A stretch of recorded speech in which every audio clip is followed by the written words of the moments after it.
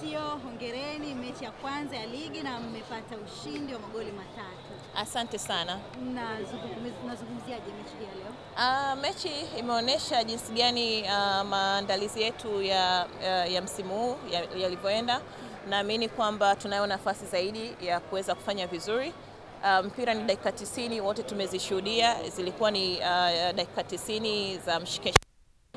Kuna maeneo ambayo sisi tumeona ambayo yanafanywa kazi, na hayo ni maeneo ya kiufundi, lakini kwa upande wa utawala sisi tunaendelea kuhakikisha timu yetu inapata matokeo mazuri katika ligi ya Tanzania ambayo imeanza leo hii, lakini vile vile tunapoelekea katika mchezo wetu wa marudiano na Gaborone United FC. Sawa, mmerejea Benjamin Mkapa katika mechi zenu za ligi, mapokeo umeonaje leo? Mapokeo ni mazuri kama ambavyo mmeona, wana Simba wamejitokeza, pamoja na kwamba mechi ni saa 1 usiku, lakini wengi wamejitokeza, na mimi ni imani yangu kwamba mechi inayofuata ambayo tutaicheza pia hapa uwanja wa Benjamin Mkapa katika mechi ya ligi, mashabiki na wapenzi wa Simba Sports Club watajitokeza kwa wingi, kwa maana wao ni sehemu ya mafanikio yetu. Asanteni sana. Neno moja kwa mechi ya Gaborone.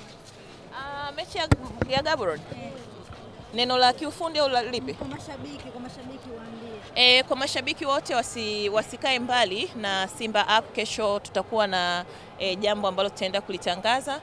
Kwa hiyo niwahakikishie tu, naamini kwamba tutaenda kuvuka katika hatua hii ya awali. Asanteni sana.